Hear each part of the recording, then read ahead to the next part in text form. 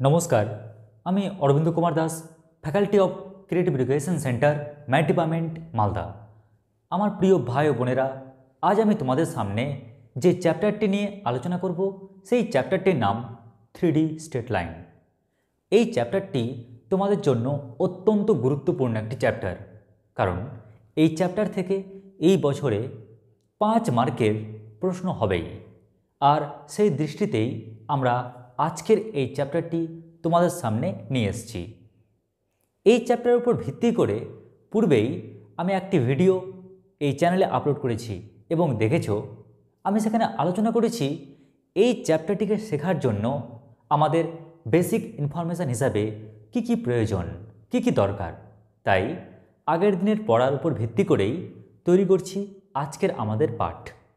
আজকের পাঠে প্রথম যে টপিক নিয়ে আলোচনা করব সেই টপিকটি হলো সরলরেখার আকার কীরকম, সরলরেখার ছবি কি কন্ডিশন গিভেন থাকলে গেলে আমরা সরলরেখার সমীকরণ সহজে বানাতে পারবো। তো দেখো, সরলরেখা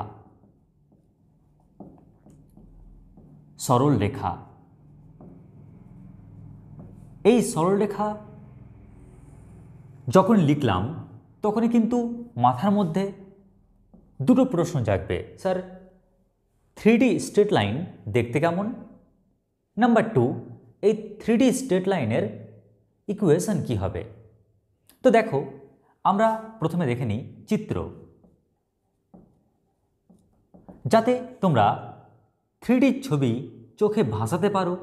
তার জন্য আমি রডের মতো একটি ছবি অঙ্কন করছি, যার ফলে তোমরা রিয়েলাইজ করতে পারবে যে আসলে আমি কি আঁকতে চলেছি।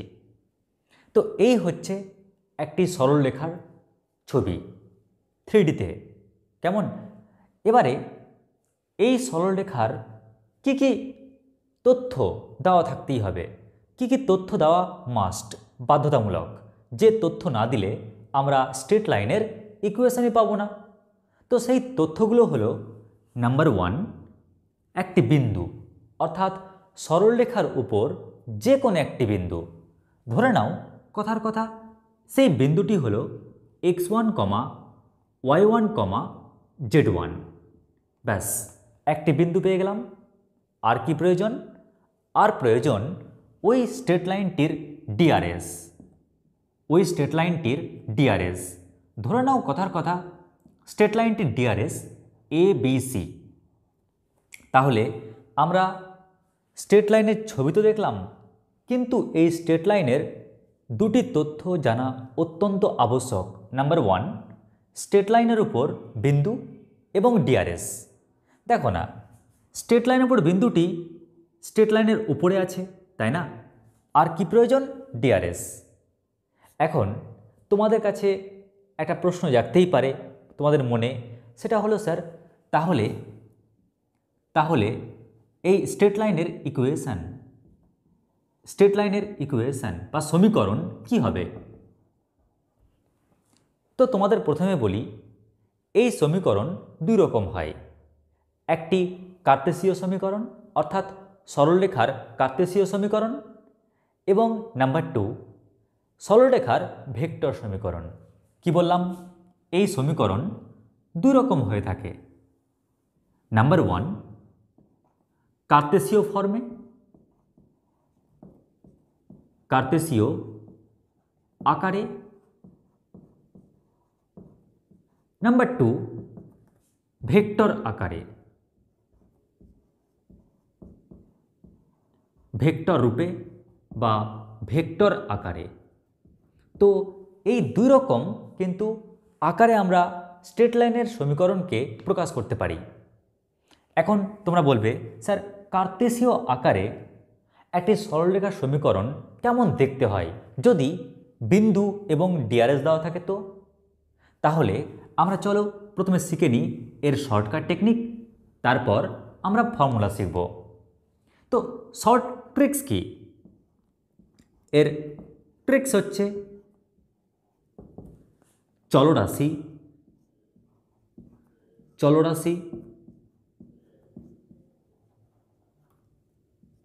Minus point by DRS. এই হচ্ছে এর শর্ট টেকনিক। কি বললাম? চলরাশি। এখানে চলরাশি বা ভেরিয়েবল কে হতে পারে?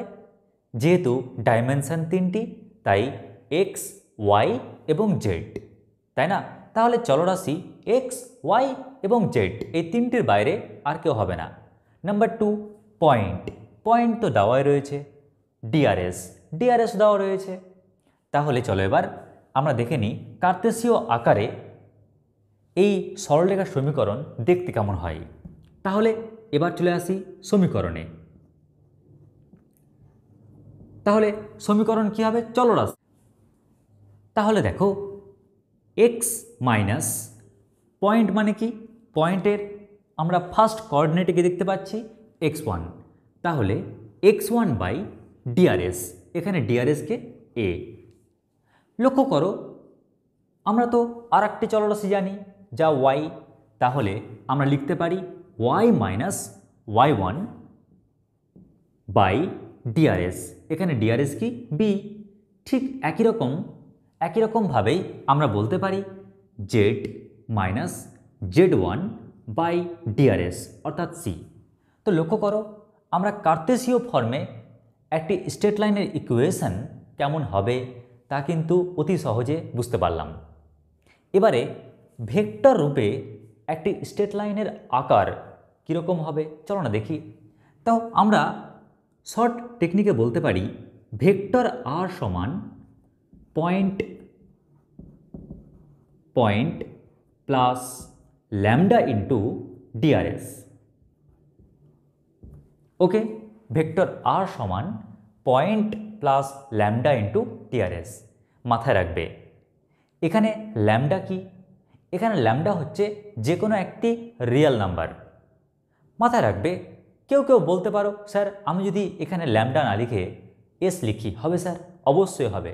স্যার আমি যদি টি লিখি তাও চলবে। স্যার আমি অন্য কোনো ডিজিট দিয়ে শুরু করি চলবে, কোনো সমস্যা নেই। তো মেন কথা আমরা ল্যামডা লিখলাম, কেমন? তাহলে চলো না, আমাদের তো পয়েন্টও দেওয়া রয়েছে, ডিআরএসও দেওয়া রয়েছে। তাহলে এক্ষেত্রে ভেক্টর রূপে স্ট্রেট লাইনের সমীকরণ দেখতে কেমন হয়? তো আমরা লিখতেই পারি ভেক্টর আর সমান পয়েন্ট। তো লক্ষ্য করো এখানে পয়েন্ট কি রয়েছে? x1 y1 z1, তাই না? তো আমরা এই পয়েন্টকে ভেক্টর রূপে লিখি x1 into I cap plus y1 into J cap plus z1 into K cap. Okay, plus কি? Lambda into DRS. এখানে ডিআরএস কি রয়েছে? এবিসি, অর্থাৎ A into I cap plus B into J cap plus C into K cap. তো লক্ষ্য করো আমরা কত সহজে আমরা একটি সরলরেখার কার্তেশীয় সমীকরণ এবং সেই সরলরেখাটির ভেক্টর সমীকরণের আকারেও কিন্তু পরিণত করতে পারলাম। এবার তোমরা বলবে স্যার আমরা তো তৈরি করলাম, যদি আপনি একটি উদাহরণের মাধ্যমে দেখান তাহলে খুব ভালো হয়।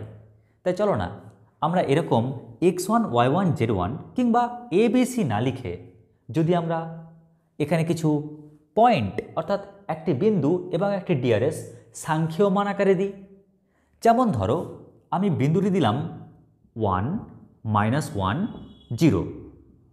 একই রকমভাবে ধরো ডিআরএস আমি দিচ্ছি 0 7 -1। তাহলে আমরা দুটো জিনিস জানতে চাইছি। নাম্বার 1, কার্তেশীয় আকারে স্ট্রেট লাইনের সমীকরণ কি হবে এবং ভেক্টর রূপে স্ট্রেট লাইনের সমীকরণ কি হবে। তো লক্ষ্য করো আমি দুই রকম আকার চাই, আমাদের ইনফরমেশান গিভেন। তাহলে আমরা তো টেকনিক জানি, চলরাশি মাইনাস পয়েন্ট বাই ডিআরএস অর্থাৎ x minus x1 by DRS সমান y মাইনাস y1। তো y থেকে যদি আমি -1 বাদ দিই তো y +1 হয়ে যাচ্ছে বাই ডিআরএস অর্থাৎ 7 সমান z minus z1 by DRS অর্থাৎ -1। তো লক্ষ্য করো, পয়েন্ট আর ডিআরএস দেওয়া থাকলে কত সহজে আমরা 3D স্ট্রেট লাইনের সমীকরণ পেয়ে যাচ্ছি। এবার চলে আসছি ভেক্টর রূপে সেই সরলরেখার সমীকরণে। তো কি লিখব? ভেক্টর আর সমান পয়েন্ট। তো এখানে পয়েন্ট কি রয়েছে? 1 -1 0। তো আমি লিখতে পারি 1 into I cap minus 1 into J cap plus 0 into K cap, তাই না? দেখো 1 -1 0, 1 -1 0 plus lambda into DRS plus lambda into DRS. এখানে ডিআরএস কত? 0 7 -1। তো 0 into I minus plus 7 into J minus K. ব্যাস, এই হচ্ছে কার্তেসীয় আকারের সরলরেখার সমীকরণ এবং ভেক্টর আকারের সরলরেখার সমীকরণ। আশা করছি তোমরা এই সমীকরণ বের করার টেকনিক বুঝতে পেরেছ। আচ্ছা, যদি তোমাকে বলা হয়, বলতে পারবে এই যে সরলরেখার সমীকরণ তুমি দেখতে পাচ্ছ, এই সরলরেখার সমীকরণ থেকে তুমি ক্যালকুলেট করো এখানে পয়েন্ট কি এবং ডিআরএস কি। তখন কি করে ক্যালকুলেট করবে? তো অনেকে ক্যালকুলেট করার সময় পয়েন্ট যখন বের করে তখন কিন্তু তাদের প্রথম লক্ষ্যই থাকে আমি কেমন করে x minus x1, y minus y1, z minus z1 বানাবো, তাই না? দেখো x মাইনাস x1 কেমন করে y মাইনাস y1 বানাবো? আছে তো y প্লাস 1, কিন্তু কেমন করে y মাইনাস y1 বানাবো, কেমন করে z মাইনাস z1 বানাবো, এটা নিয়েই কিন্তু মেতে থাকবে। আমার মতে অত কিছু না করে পয়েন্ট বের করতে চাও তো একটা টেকনিক অ্যাপ্লাই করো। কি টেকনিক? তোমরা এই যে লব সমান 0 করে দাও। তো লব ইকুয়াল 0 করলে কি বললাম? লব ইকুয়াল 0 করলে x এর মান 1 পাচ্ছি। একই রকমভাবে লক্ষ্য করো, লব ইকুয়াল 0 করে দাও, লব ইকুয়াল 0 করে দাও, তাহলে y এর মান কত পাচ্ছি? -1। একই রকমভাবে লব ইকুয়াল 0 করে দাও, লব ইকুয়াল 0 করে দাও, তাহলে z সমান কত পাচ্ছি? 0। তো দেখো আমরা কত সহজে কার্তেসীয় আকার থাকলে সেখান থেকে পয়েন্ট কালেক্ট করতে পারছি। আর আমরা তো ভেক্টর থেকে সহজেই পারবো, কারণ কি বলতো, পয়েন্ট তো আলাদাভাবে লেখা রয়েছে, ডিআরএস আলাদাভাবে লেখা রয়েছে, কিন্তু এখান থেকে আমরা পয়েন্টকে এইভাবে কালেক্ট করতে পারি। আর ডিআরএসের ব্যাপার তো বলবোই না। ডিআরএস কী করে কালেক্ট করতে পারি? এই যে হরে দেখতে পাচ্ছ কি কি ডিজিট, 0 7 -1, তো এটাই হলো ডিআরএস। তাহলে আমরা কত সহজে পয়েন্ট এবং ডিআরএস কালেক্ট করতে পারলাম। তোমরা বলতে পারো, স্যার আপনি কেন একবার বিন্দু থেকে এবং ডিআরএস থেকে ইকুয়েশন বানাচ্ছেন, আবার কেন ইকুয়েশন থেকে আপনি পয়েন্ট ডিআরএস বানাচ্ছেন? কি আপনার টার্গেট? আমার টার্গেট এটাই, আমরা এখন যে টাইপের অঙ্কগুলো সলভ করব তাতে প্রয়োজন সরলরেখার ভেক্টর ইকুয়েশন। কারণ সরলরেখার ভেক্টর ইকুয়েশন দেওয়া থাকলে গাণিতিক ক্যালকুলেশন আমাদের ক্ষেত্রে সহজ হয়ে যায়। কিন্তু আমার প্রিয় ভাই বোনেরা, আমাদের দেওয়া থাকবে কার্তেসীয় আকারে। তার মানে কি বলতো, আমাদের ভেক্টর রূপে দিলে অঙ্ক সহজ হয়, কিন্তু ইকুয়েশান দেওয়া থাকে কার্তেসীয় ফর্মে। তাহলে তোমরা নিশ্চয়ই বুঝতে পারছো আমার সংকেতটি কী।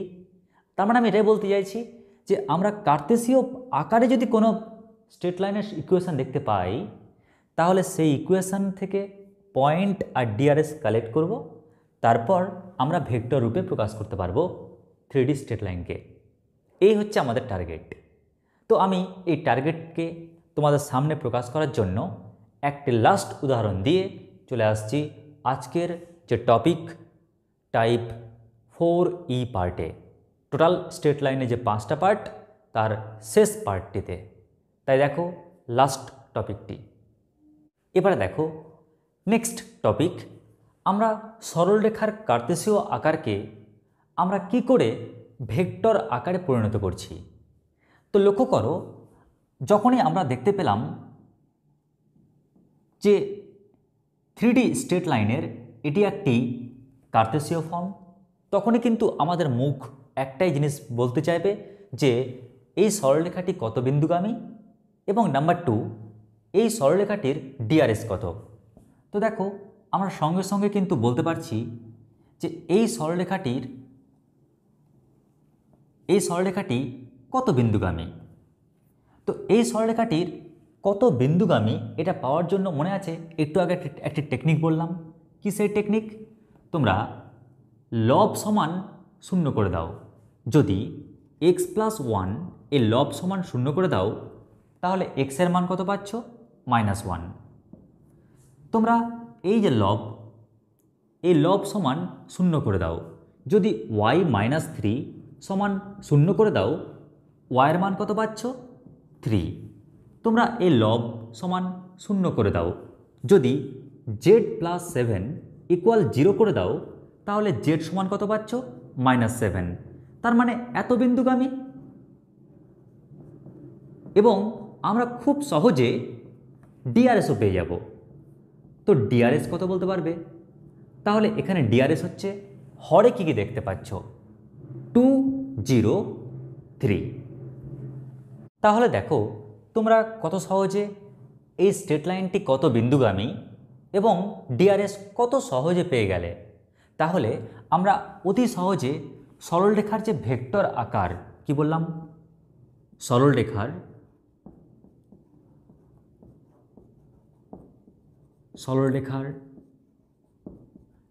ভেক্টর আকার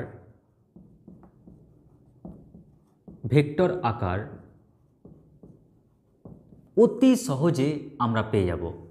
তো দেখো সরলরেখার ভেক্টর আকার কি হতে পারে? আমরা জানি ভেক্টর আর সমান point plus lambda into DRS. এখানে পয়েন্ট কি? এখানে point -1 into I cap plus 3 into J cap -7 into K cap. তাহলে পয়েন্ট প্লাস এস বলো বা টি বলো বা ল্যামডা বলো, কোনো সমস্যা নেই, ইন্টু ডিআরএস মানে 2 into I cap plus 0 into J cap plus 3 into K cap. ব্যাস, তো এই হলো স্ট্রেট লাইনের ভেক্টর আকার।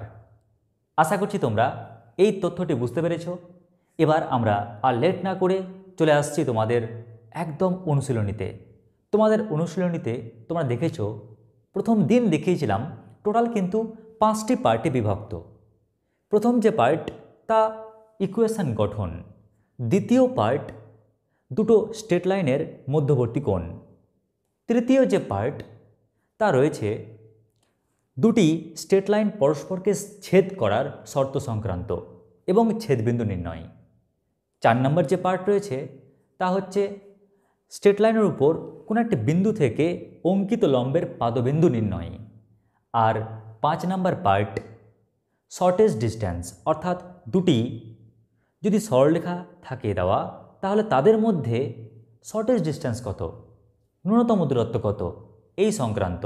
তো এখন আমি তোমাদের যে টাইপ নিয়ে আলোচনা করব সেই টাইপ হলো দুটি সরলরেখা দেওয়া থাকলে তাদের মধ্যবর্তী ন্যূনতম দূরত্ব তুমি কোন টেকনিকে বের করবে, এই সংক্রান্ত সমস্যা।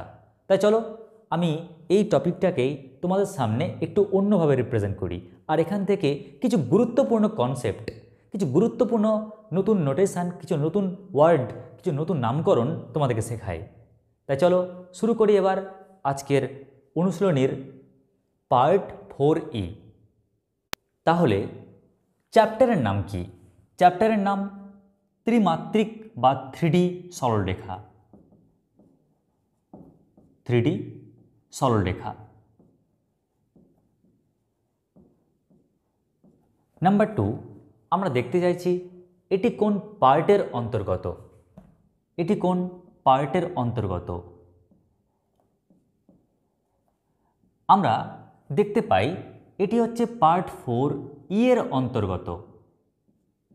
পার্ট 4E এই পার্টের অন্তর্গত। এবার আমরা এখান থেকে আরেকটি তথ্য জানব যে কি সংক্রান্ত অঙ্ক আমরা করব, মানে টপিকটা কি। টপিক হচ্ছে দুটি সরলরেখার মধ্যবর্তী ন্যূনতম দূরত্ব সংক্রান্ত। কি বললাম? দুটি সরলরেখার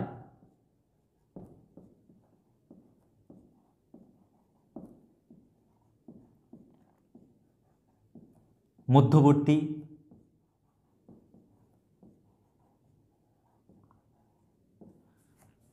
ন্যূনতম দূরত্ব সংক্রান্ত।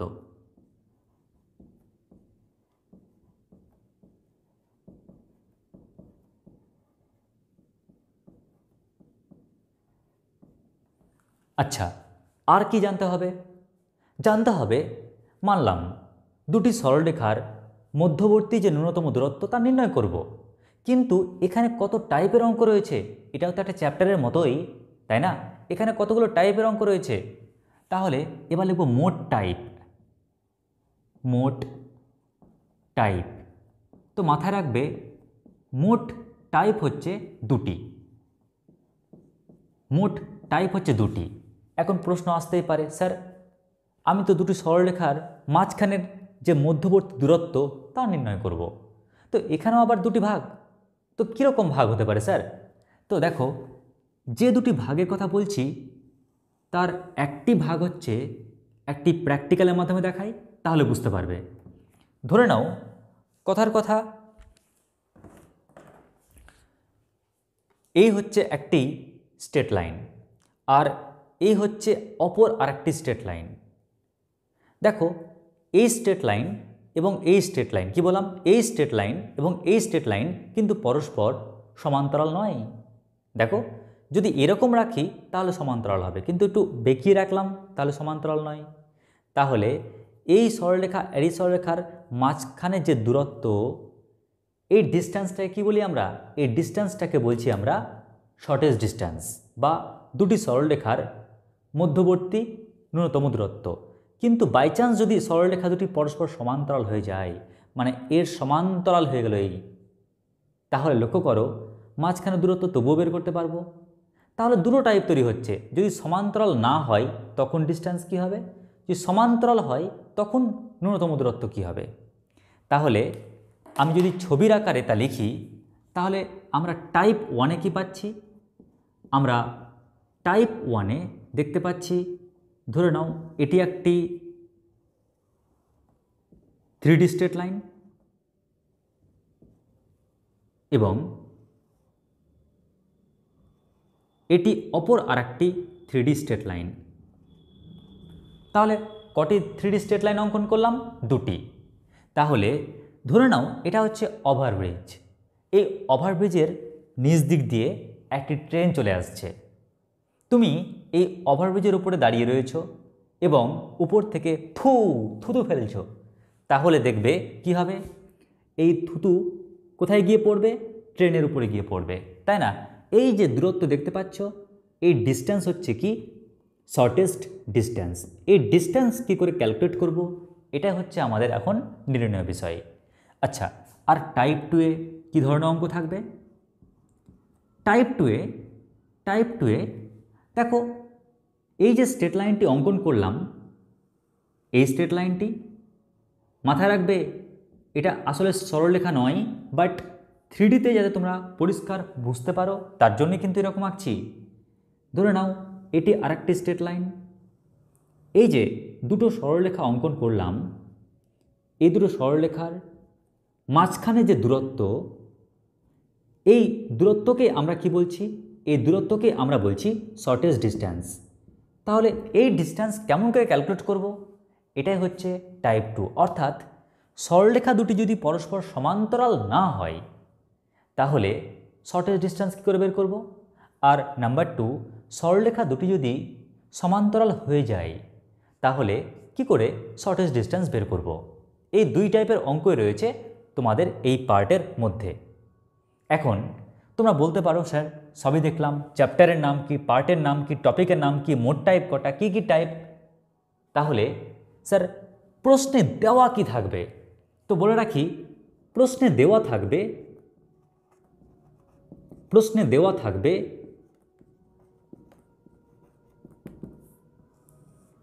যেহেতু দুটি সরলরেখা দেখতে পাচ্ছি তাই বলবো দুটি সরলরেখার সমীকরণ। দুটি সরলরেখার সমীকরণ। হ্যাঁ, সেই সমীকরণ দুটি সমান্তরাল আকারে নাও থাকতে পারে, সমান্তরাল আকারে থাকতেও পারে। নির্ণয় করতে বলবে তাদের মধ্যবর্তী ন্যূনতম দূরত্ব, বাট দেওয়া থাকবে কি? দেওয়া থাকবে দুটি সরলরেখার সমীকরণ। কি ফর্মে? হয়তো কার্তেসীয় ফর্মে কিংবা ভেক্টর ফর্মে। যেহেতু আমরা অঙ্কগুলোকে ভেক্টর ফর্মে শিখব, তাই কার্তেসীয় ফর্ম দিলে ভেক্টর ফর্মে রূপান্তর করতে হবে, আর ভেক্টর ফর্মে দিলে সোনে পে সোহাগা। তাই চলো এবার দেখে নিই এখান থেকে আরেকটি ছোট্ট কনসেপ্টে, তারপর চলে আসছি আমরা অঙ্কে। এখান থেকে আমরা আরেকটি ছোট্ট তথ্য জানব, তা হচ্ছে স্কিউ লাইন। কি বললাম? তথ্যটি হচ্ছে স্কিউ লাইন। Skew line. এখন তোমরা বলবে স্যার এটা তো আমাদের ক্ষেত্রে একটা নতুন ওয়ার্ড, স্কিউ লাইন্স, এটা আবার কি? দেখো, তোমাদের যখনই আমি এই টপিকটি নিয়ে আলোচনা করব তখন স্কিউ লাইন্স এই ওয়ার্ডটা কিন্তু শোনা খুব জরুরি। দেখো, আমরা 2 ডাইমেনশানে কি জানি? তুমি ভেবে নাও 3 ডাইমেনশানটাকে বাদ দাও, 2 ডাইমেনশানে একটা তথ্য তুমি জানো। কি তথ্য? যদি যদি দুটি সরলরেখা পরস্পর সমান্তরাল না হয়, কি বললাম? দুটি সরলরেখা যদি পরস্পর সমান্তরাল না হয় তাহলে কিন্তু তারা পরস্পরকে ছেদ করে, তাই তো? ঠিক তো? কিন্তু যদি সরলরেখা দুটি পরস্পর সমান্তরাল হয় তাহলে কিন্তু তারা কোনো দিন পরস্পরকে ছেদ করে না। দেখো, পরস্পর সমান্তরাল নয় তাই ছেদ করেছে, পরস্পর সমান্তরাল তাই কোনো দিন পরস্পরকে ছেদ করবে না। এটাই তো সাধারণ ধর্ম, তাই না? তার মানে তোমাকে যদি বলা হয় বাবু সরলরেখা যদি পরস্পর সমান্তরাল না হয় তাহলে কি সরলরেখা দুটি পরস্পরকে ছেদ করবে? তখন গর্ব করে বলবো হ্যাঁ স্যার, হ্যাঁ অবশ্যই ছেদ করবে। কিন্তু এই গর্ব চূর্ণ কখন হয়ে যায়? এখানে দেখো, দুটি লাইন পরস্পর সমান্তরাল নয় অথচ ছেদ করেনি, তাই আমরা স্কিউ লাইন এদের বলবো। তো স্কিউ লাইন কাকে বলে? স্কিউ লাইন কি? যখন দেখব দুটি লাইন পরস্পর সমান্তরাল নয় অথচ ছেদ করছে না। সমান্তরাল হলে ছেদ করবে এতদিন জানতাম, অর্থাৎ ক্লাস 11 অবধি। 12-এ উঠে জানছি কি সমান্তরাল যদি না হয় তাহলে কিন্তু ছেদ করছে না। সমান্তরাল না হলে ছেদ করবেই, আর ওখানে বলছি সমান্তরাল না হলে ছেদ করবে না। তার মানে সমান্তরাল না হওয়া সত্ত্বেও যদি ছেদ না করে তখন আমরা বলবো বাবু তোরা সমান্তরাল হলি না অথচ ছেদও করলি না। আমরা জানতাম সমান্তরাল না হলে ছেদ নাকি করে, সমান্তরাল না তোরা অথচ ছেদ করলি না, তাই তোরা যাতায়াত লাইন না। তখন তোরা কি হয়ে গেলি? তখন তোরা হয়ে গেলি স্কিউ লাইন্স। কি বললাম? Skew lines. আশা করছি তোমরা বুঝতে পারলে স্কিউ লাইন্স ব্যাপারটি কি। দেখো, সমান্তরাল হলে তো ছেদ করবেই না, বাট সমান্তরাল নয় কিন্তু ওরা ছেদও করেনি। এবার সমস্ত তথ্য জানানোর পর চলে আসি আজকের অঙ্কে, অর্থাৎ শর্টেস্ট ডিস্টেন্স কিভাবে ক্যালকুলেট করবে। এবারে দেখো, এই টপিক অর্থাৎ এই শর্টেস্ট ডিস্টেন্স নির্ণয়ের তোমাদের এসএনদের বইয়ের পার্ট 4E এর ফার্স্ট অঙ্ক। আমি একটা অঙ্কের মাধ্যমেই তোমাদের দেখাবো টাইপ 1-এর অঙ্কগুলোকে সমাধান করার কৌশল। আগেই বলি, তোমাকে বলেই দিয়েছিলাম দুটো সরলরেখার সমীকরণ দেওয়া থাকবেই। দেখো, এই সরলরেখা এবং এই সরলরেখা দুটির মধ্যে দূরত্ব নির্ণয় করো, অর্থাৎ দুটি স্ট্রেট লাইনের ইকুয়েশান বলেই দিয়েছে। তাহলে তোমাকে 4টি স্টেপ ফলো করতে হবে। হ্যাঁ, 4টি স্টেপ। যদি 4টি স্টেপ পরপর পালন করতে পারো তাহলে এই টপিকের অঙ্ক যে কোনো অঙ্ক করতে পারবে বইয়ের। তা চলো দেখে নিই সেই 4টি স্টেপ কি। দেখো, প্রথমেই লক্ষ্য করি স্টেপ 1-এ তোমরা পরীক্ষার হলে স্টেপ উল্লেখ করবে না, জাস্ট তোমাদের বোঝার জন্য আমি স্টেপ লিখছি। কেমন? স্টেপ 1-এর কাজ কি? স্টেপ 1-এর কাজ হচ্ছে প্রশ্নে স্ট্রেট লাইনের ইকুয়েশন কোন ফর্মে দেওয়া আছে সেই ফর্মটিকে আগে দেখো, যদি কার্তেশীয় ফর্মে থাকে কনভার্ট করে দাও কিসে, ভেক্টর ইকুয়েশানে। ক্লিয়ার? তো আমরা দেখতে পাচ্ছি কি স্টেপ 1-এ একটি সরলরেখার সমীকরণ এক্স প্লাস 1/3 সমান ওয়াই প্লাস 3/5 সমান জেড প্লাস 5/7 এই একটি, এবং অপর আরেকটি স্ট্রেট লাইনের ইকুয়েশান কি, এবং অপর আরেকটি স্ট্রেট লাইনের ইকুয়েশান এক্স মাইনাস 2/1 সমান ওয়াই মাইনাস 4/3 সমান জেড মাইনাস 6/5। তো লক্ষ্য করো আমরা কিন্তু দুটি স্ট্রেট লাইনের ইকুয়েশান দেখতে পেয়েছি। এখন আমাদের নেক্সট কাজ কি? নেক্সট কাজ হচ্ছে এই দুটি ইকুয়েশান কিন্তু কার্তেশীয় ফর্মে, আমাদের কাজ একে কনভার্ট করা, একে পরিবর্তিত করা ভেক্টর ইকুয়েশানে। কি করে করবে? তো লক্ষ্য করো। আচ্ছা বলতে পারবে এই সমীকরণটি কত বিন্দুগামী আর তার ডিআরএস কত, একটু বলো দেখি।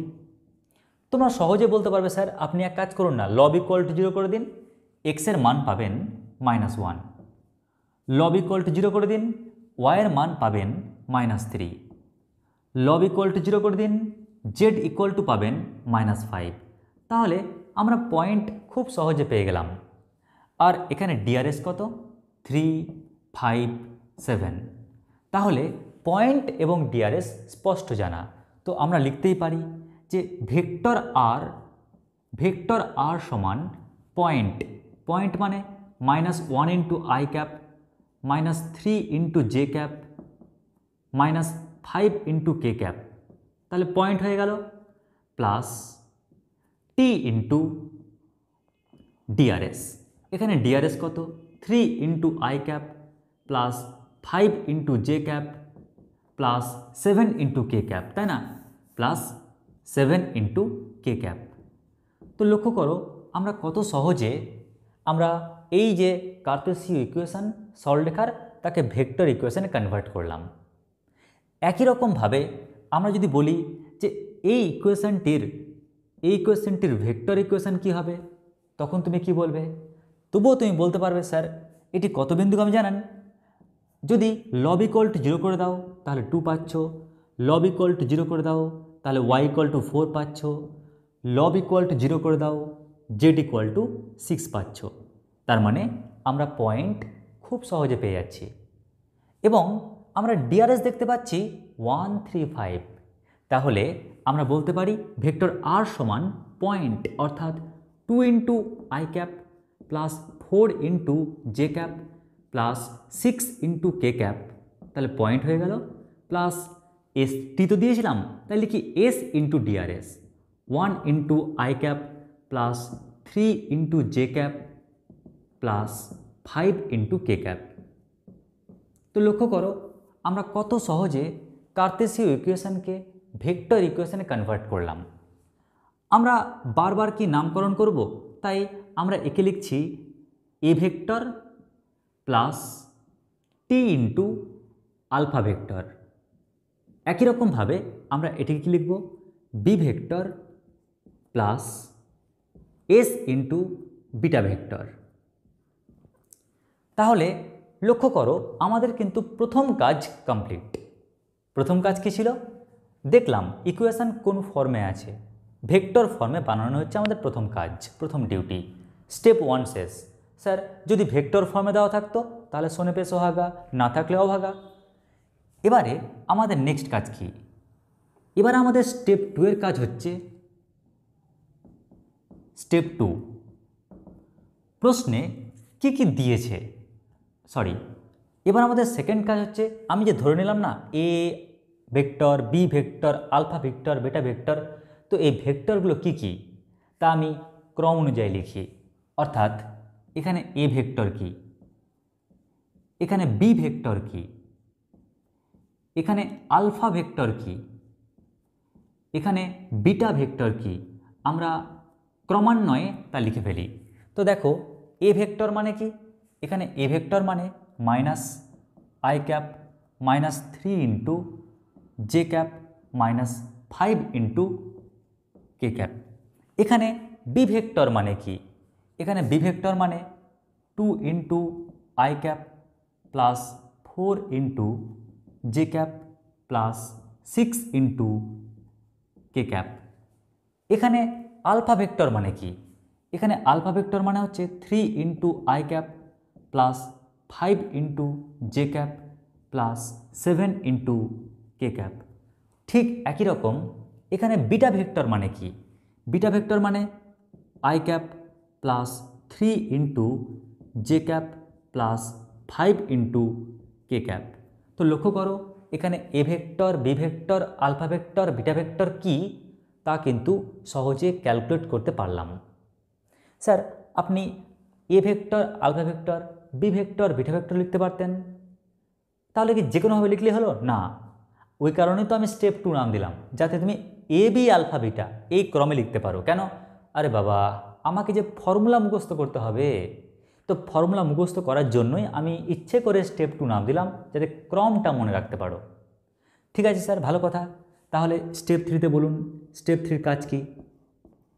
স্টেপ 3 কাজ হচ্ছে ফর্মুলা মেমোরাইজিং টেকনিক, অর্থাৎ শর্টেস্ট ডিস্টেন্স বের করার সূত্র। এই সূত্রটি কি জানো? এর শর্টকাট টেকনিক হচ্ছে minus dot cross by cross. কি বললাম? Minus dot cross by cross. আশা করছি বড় ফর্মুলা মনে রাখার থেকে এটি মনে থাকবে, minus dot cross by cross. দেখো আমি যদি একটি মুন্ডু এঁকে দিই, মানে মাথা এঁকে দিই, মনে হচ্ছে না চোখ আর মুখটা এক হয়ে গেছে, আর এক চোখ বন্ধ করে আছে, কপালে টিপ পড়ে আছে। তার মানে minus dot cross by cross. কি বললাম? Minus dot cross by cross. তো এখানে কি মাইনাস কি ক্রস? দেখো আমরা এই কারণেই এরকম স্টেপ নিয়েছিলাম। দেখো দুটো করে ব্র্যাকেট দিলাম, মাইনাস ডট ক্রস। তাহলে কার সাথে মাইনাস, কার সাথে ক্রস, কাদের সাথে ডট? আশা করছি চোখে ভাসছে। তো কি বলতে পারি? মাইনাস। কি মাইনাস? এ ভেক্টর এবং বি ভেক্টর। তাহলে মাইনাস ডট ক্রস, ক্রস মানে alpha vector cross beta vector. তাহলে minus dot cross by cross, cross মানে alpha vector cross beta vector. যেহেতু তোমরা লক্ষ্যই করছো যে শর্টেস্ট ডিস্টেন্স কখনো নেগেটিভ হতে পারে না, আর নেগেটিভ যাতে না হয় তার জন্য আমরা কি দিচ্ছি? মডুলাস। দেখো উপরেও মড দিলাম এবং নিচেও মড দিলাম। আশা করছি তোমরা এই শর্টেস্ট ডিস্টেন্সের ফর্মুলাটি বুঝতে পেরেছ। যাক, আমাদের স্টেপ 3 কমপ্লিট। এবার আমাদের লাস্ট স্টেপ, স্টেপ 4। স্টেপ 4-এর কাজ কি জানো? এই যে আমি আলফা বিটা এ বি সব তো পেয়ে গেছি, এখন যদি মানগুলো এখানে পুট করি, ভেক্টরগুলো পুট করি আর ক্যালকুলেশন করি, তাহলে তো অ্যান্সার পেয়ে যাব, কারণ ফর্মুলাতে এটি। তাহলে অত একক অ্যান্সার হবে। কিন্তু তুমি যদি এখানে ক্যালকুলেশন করো তাহলে দেখবে অঙ্কটি লেন্দি হয়ে যাবে, দেখতে খারাপ লাগবে, তাই না? ওই কারণে চলো না আমরা এই ছোট ছোট ক্যালকুলেশনগুলোকে বাইরে করে নিই, তারপর যা ক্যালকুলেশনের রেজাল্ট পাবো এখানে পুট করব। তো প্রথমে এ মাইনাস বি ক্যালকুলেট করি। A vector minus B vector, এটা ক্যালকুলেট করি। তো লক্ষ্য করো এ ভেক্টর থেকে বি ভেক্টর বাদ, minus I cap minus 2 I cap মানে মাইনাস 3 আই ক্যাপ। এখান থেকে এটা বাদ দাও, মাইনাস 7 ইন্টু জে ক্যাপ। এখান থেকে এটা বাদ দাও, মাইনাস 11 ইন্টু কে ক্যাপ। তো লক্ষ্য করো কত সহজে আমরা A vector minus B vector পেয়ে গেলাম। এখন আমরা লক্ষ্য করব alpha vector cross beta vector, এটা কি করে ক্যালকুলেট করব? তাহলে এটা ক্যালকুলেশন করার টেকনিক হচ্ছে কি? I cap J cap K cap. এখানে আলফা ভেক্টরের আন্ডারে কে কে আছে? 3, 5, 7। বিটা ভেক্টর আন্ডারে কে রয়েছে? 1, 3, 5। তাহলে লক্ষ্য করো আমরা কত সহজে আমি এই ডিটারমিনেন্টকে ভাঙতে পারবো। কেমন করে? দেখো, something into I cap minus something into J cap plus something into K cap. তাহলে আই ক্যাপের সাথে কি লিখব? আই ক্যাপ বরাবর রো কলাম ক্যান্সেল করে দাও। 25 মাইনাস 21, তো 25 থেকে 21 বাদ দিলে কি হয়? 4। একই রকমভাবে জে ক্যাপ, জে বরাবর রো কলাম বাদ দাও। 15 মাইনাস 7, 15 মাইনাস 7 কত হয়? 8। একই রকমভাবে কে বরাবর রো কলাম ক্যান্সেল করে দাও। 9 মাইনাস 5 কত হয়? 4। তো লক্ষ্য করো আমরা alpha vector cross beta vector calculate করতে পারলাম। এবার প্রয়োজন নেই এদের মধ্যে ডট করি, এখানে করে নাও না। তো লক্ষ্য করো প্রথমে মড দিই, মড দিলাম, মড চিহ্ন। তাহলে এই ভেক্টর এবং দেখো এই ভেক্টর এবং এই ভেক্টরের মধ্যে ডট, এই ভেক্টর এবং এই ভেক্টরের মধ্যে ডট। তো ডট কী হবে? আয়ের কোফিসিয়েন্টের সঙ্গে আয়ের কোফিসিয়েন্ট গুণ, মানে -12 প্লাস দেখো জের কোফিসিয়েন্টের সঙ্গে জের কোফিসিয়েন্ট গুণ, -7 ইন্টু -8 56 -56 -44, তাই না? -11 ইন্টু 4 -44 বাই। এবার লক্ষ্য করো alpha vector cross beta vector তার মড, তো তার মড কি হয়? তার মড হবে √4 4 4 16 8 8 64 4 4 16। তাহলে লক্ষ্য করো আমরা এটা পেলাম। এবার -12 -44 অর্থাৎ কত হয়? নিশ্চয়ই -56 প্লাস 56 অর্থাৎ 0। তাহলে অ্যান্সার কি পেলাম? 0 একক। ব্যাস এই হচ্ছে অ্যান্সার। এখানে 0-র পরিবর্তে পেতে পারতাম 5 একক, 10 একক, 100 একক পেতে পারতাম। তার মানে আমরা এক্ষেত্রে রেজাল্ট কী পেলাম? 0 একক। তো লক্ষ্য করো এই হচ্ছে দুটো সরলরেখা যদি তোমাকে কার্তেসীয় ফর্মে দেয় তাহলে তা ভেক্টর আকারে পরিণত করে শর্টেস্ট ডিস্টেন্স বের করার একটি অভিনব কৌশল। আশা করছি বুঝতে পেরেছ এবং অনেক সহজ। কেন সহজ? কারণ ভেক্টরের ক্ষেত্রে যোগ বিয়োগ গুণ অর্থাৎ ডট প্রোডাক্ট ক্রস প্রোডাক্ট এগুলোই ব্যবহার হলো, অন্য নতুন কিছু নয়। তো কেমন লাগলো অঙ্কটি? অবশ্যই আমাকে কমেন্টে জানাবে। এবার তোমাদের আমি বেশ কয়েকটি অঙ্ক হোমওয়ার্ক হিসাবে দিচ্ছি। এবার দেখো নেক্সট টাইপের অঙ্কটি কি বলেছে। অঙ্কটি এই সরলরেখা এবং এই সরলরেখা দুটির মধ্যে দূরত্ব নির্ণয় করো। এটি কিন্তু টাইপ 2 এর অঙ্ক। স্যার কি করে চিনব? চলো না আমরা টাইপ 1 এর মতোই অঙ্কটিকে করতে করতে এগোই। যেখানেই আটকা পড়ব ভাববে এবার টাইপ 2 এর অঙ্ক পড়ে গেল। তাই আমরা অবিকল একই রকমভাবে কাজগুলো নামাই। কেমন? প্রথম কাজ কি? কি দেওয়া আছে সেই সমীকরণগুলিকে ভেক্টর আকারে পরিণত করলাম। ভালো কথা। স্টেপ 2 এ কাজ কি? এ বি আলফা বিটাকে সব উল্লেখ করলাম। স্টেপ 3 কি? আমরা ফর্মুলা প্রয়োগ করলাম। স্যার এটাই কি ফর্মুলা? আরে লিখো তো, পরে দেখবে। তাহলে ফর্মুলাটি লিখলাম। নেক্সট কাজ কি? এখানে আমরা মানগুলো পুট করলে লেন্দি হয়ে যাবে, তাই পাশে ক্যালকুলেট করি। 1 - 3i i - 3i -2 into I cap. এখান থেকে বাদ দাও -j ক্যাপ, এখান থেকে বাদ দাও প্লাস কে ক্যাপ। ওকে, এবার আলফা ক্রস বিটা ভেক্টর তাহলে কি পাচ্ছি? I cap, J cap, K cap. লক্ষ্য করো আলফার জন্য কি পাচ্ছি? 2 3 6 4 6 12। যদি আমরা এখান থেকে 2 কমন নিই তাহলে কি পাচ্ছি? I cap, J cap, K cap 2 3 6 2 3 6। আর এখান থেকেই আমরা বুঝতে পারছি যে দুটো রো সমান হয়ে গেছে, তাই অবশ্যই এটি 0 ভেক্টর। দেখো যদি আলফা ক্রস বিটা 0 ভেক্টর পেয়ে যাও তাহলে তার মড কী হবে? 0। আর সামথিং বাই 0 মানে কি? ইনফিনিটিভ। তাহলে আমরা তো অ্যান্সারই পেলাম না। ওই কারণে চলো না এখানে গিয়ে কিন্তু আমরা আটকে পড়লাম।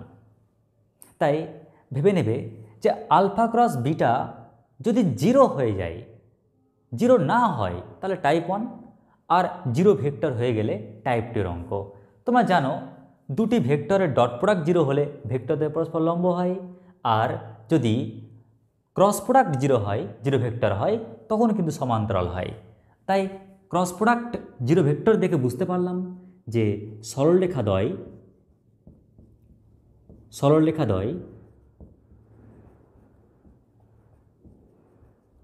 পরস্পর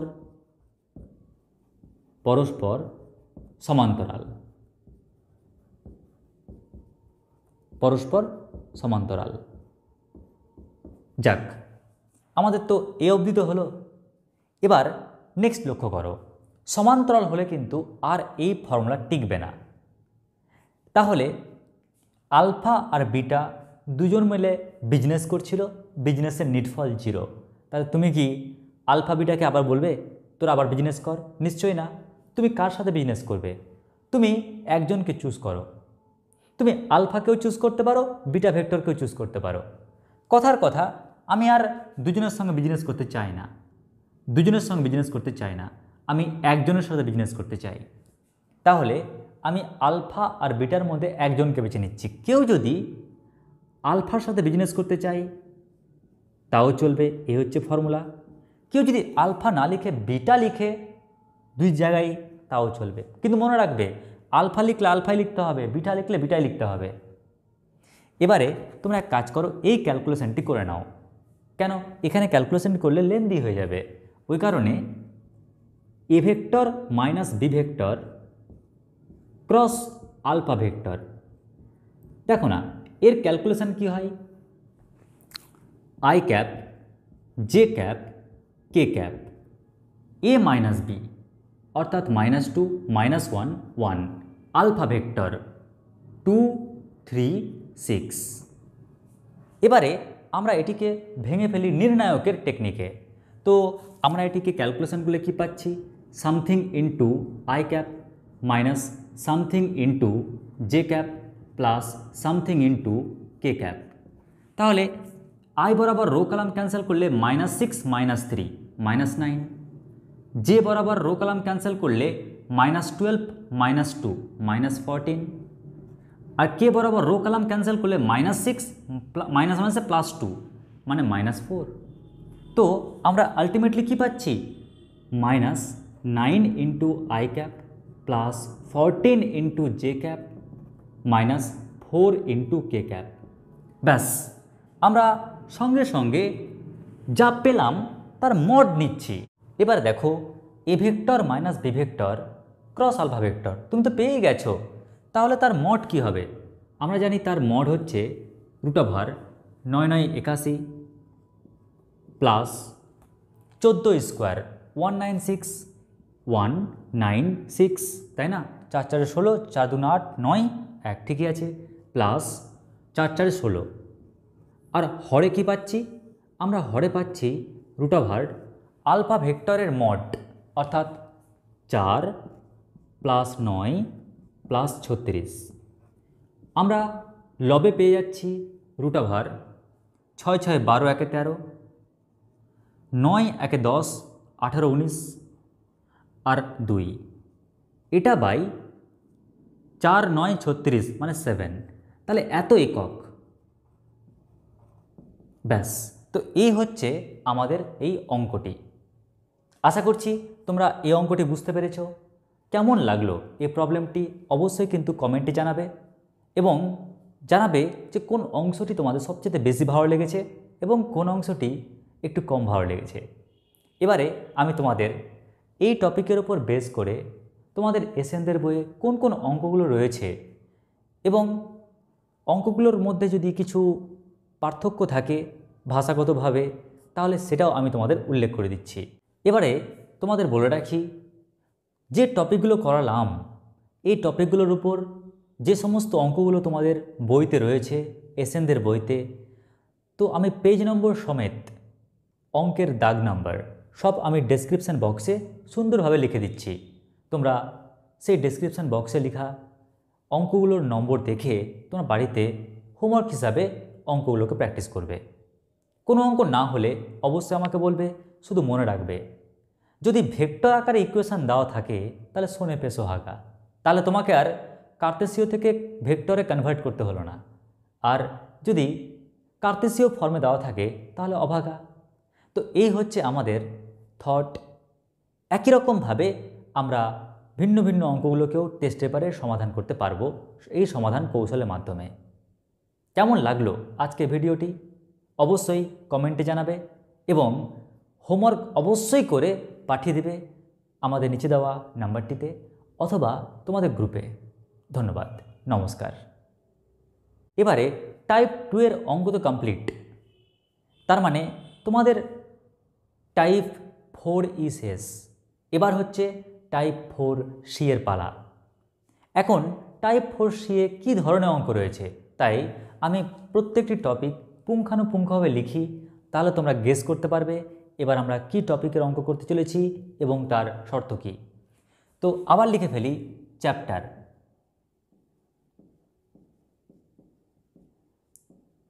চ্যাপ্টার চ্যাপ্টার হলো 3D সরলরেখা। 3D সরলরেখা। পার্ট, এটি কোন পার্টের অন্তর্গত? এটি হচ্ছে 4C পার্টের অন্তর্গত। এখানে কি টপিকের অঙ্ক রয়েছে? এখানে যে টপিকের উপর অঙ্ক পাবে সেই টপিকটি হচ্ছে দুটি সরলরেখা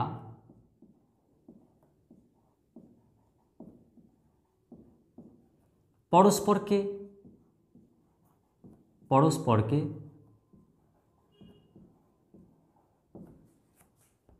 ছেদ করার শর্ত সংক্রান্ত। ছেদ করার শর্ত সংক্রান্ত।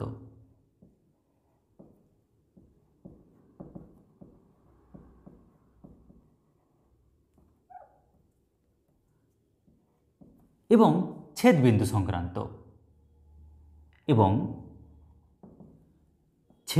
সংক্রান্ত।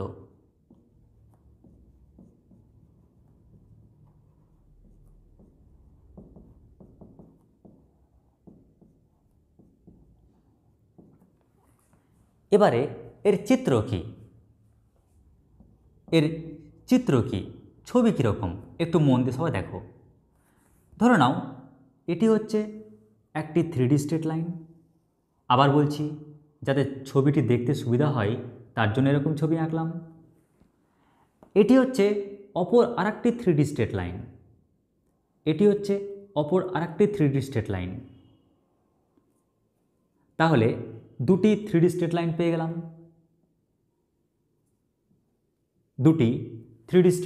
গেলাম। লক্ষ্য করো এই দুটি 3D স্ট্রেট লাইন পরস্পরকে কিন্তু ছেদ করেছে। তাহলে এই ছেদ করার শর্ত সংক্রান্ত এবং এই ছেদবিন্দু দেখতে পাচ্ছ চোখ দিয়ে, এই ছেদবিন্দু কেমন করে বের করবে সেই সংক্রান্ত সমস্যা। যদি তোমাদের আমি ইনিশিয়ালি বলি, দেখো না এই স্ট্রেট লাইন এখন কি ছেদ করে আছে? ছেদ করে নেই, তার মানে নিশ্চয়ই শর্টেজ ডিস্টেন্স কিছু না কিছু পাবে। এবার শর্টেজ ডিস্টেন্স দেখো কমছে। বলো তো এই শর্টেজ ডিস্টেন্স কি হলো? শূন্য হয়ে গেল না? যখন শর্টেজ ডিস্টেন্স শূন্য হয়ে গেল তখন দেখো স্ট্রেট লাইন দুটি পরস্পরকে ছেদ করে দিয়েছে। তার মানে আমরা এখান থেকে শর্ত কি পাচ্ছি? আমরা শর্ত পাচ্ছি শর্টেজ ডিস্টেন্স সমান 0 একক। তখন কিন্তু আমরা বলতে পারি সরলরেখা দুটি পরস্পরকে ছেদ করেছে। এটা হলেই বা এটা দেখতে পেলেই সঙ্গে সঙ্গে আমরা বলতে পারবো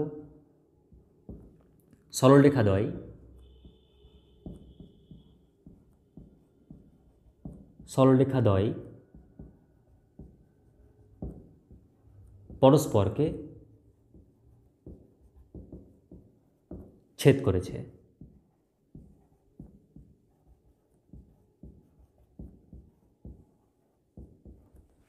আশা করছি তোমরা শর্তটি বুঝতে পেরেছ। দেখো একটা চিত্রের মাধ্যমে বললে ব্যাপারটি আরও লজিক্যাল হয়। কনসেপ্ট ধরে নাও এটি একটি 3D স্ট্রেট লাইন এবং এটি অপর আরেকটি 3D স্ট্রেট লাইন।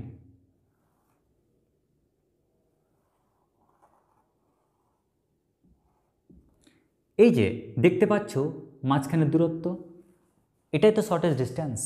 এখন এই স্ট্রেট লাইনটি যদি অল্প অল্প করে নামাও নিচের দিকে, নামাও নিচের দিকে, নামাও নিচের দিকে, তাহলে একটা সময় আসবে দেখবে যে ডিস্টেন্স কিন্তু কমতে কমতে কমতে কমতে জিরো হয়ে গেছে।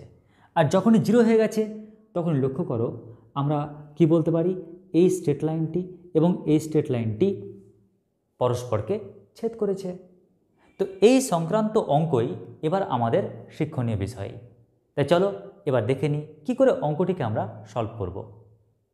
তাহলে অঙ্কে কি বলা রয়েছে, দেখাও যে এই সরলরেখা এবং এই সরলরেখা দুটি পরস্পরকে ছেদ করেছে, তা প্রমাণ করো। কি করে প্রমাণ করবে?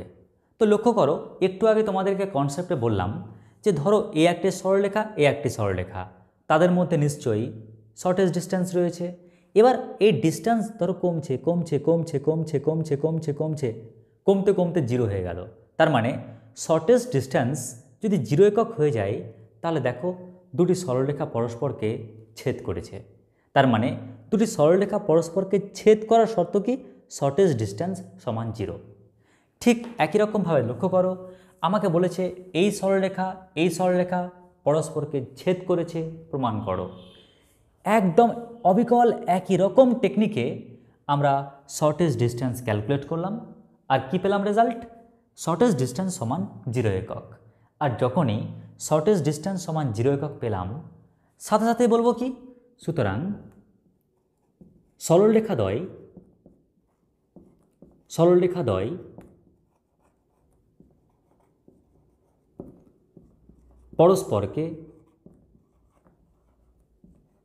পরস্পরকে ছেদ করেছে। সরলরেখাদ্বয় পরস্পরকে ছেদ করেছে। আশা করছি তোমরা এই উত্তরটি বুঝতে পারলে। কত সিম্পল, কত সহজ। স্যার এটি কি অন্য নিয়মে করা যায় না? অবশ্যই যায়। আমি তোমাদের ওই নিয়মটি পরে বলবো, যদিও ছোট হবে, কিন্তু যেহেতু শর্টেস্ট ডিস্টেন্স তোমাদের জন্য খুব প্রয়োজনীয়, ওই কারণেই আমি তোমাদেরকে ইচ্ছে করেই এই টেকনিকে আলোচনা করলাম। সময় সুবাদে তোমাদের অবশ্যই এর অন্য কোনো নিয়ম, এর খুব ছোট নিয়ম আলোচনা করব। তো কেমন লাগলো আজকের এই ক্লাসটি অবশ্যই কিন্তু কমেন্ট সেকশানে জানাবে। এবার আমি তোমাদের এই টপিকের উপর তোমরা বলতে চাও স্যার ছেদবিন্দু ওটা তো বের করলেন না। দেখো 3Dতে যতগুলো জায়গায় ছেদবিন্দু সংক্রান্ত অঙ্ক রয়েছে আমি তা একত্রিত করে তোমাদের তা সলভ করিয়ে দেবো আমাদের স্ট্রেট লাইন পার্ট 3তে। আশা করছি তোমরা বুঝতে পেরেছো। সেই পার্ট 3 দেখলেই তোমরা বিন্দু বের করার টেকনিক পেয়ে যাবে। তাই তো একটা পেজ ছেড়ে রাখতে বললাম, কারণ সেখান থেকে পাওয়া জ্ঞান তোমরা এই যে ছেড়ে রাখা অংশে তোমরা স্থাপন করবে। এবারে তোমাদের আমি চলে আসছি এই টপিকের ওপর তোমাদের এসএনদের বইয়ে যেখানে যেখানে অঙ্কগুলো রয়েছে সেই অঙ্কগুলো নিয়ে আলোচনা হিন্স।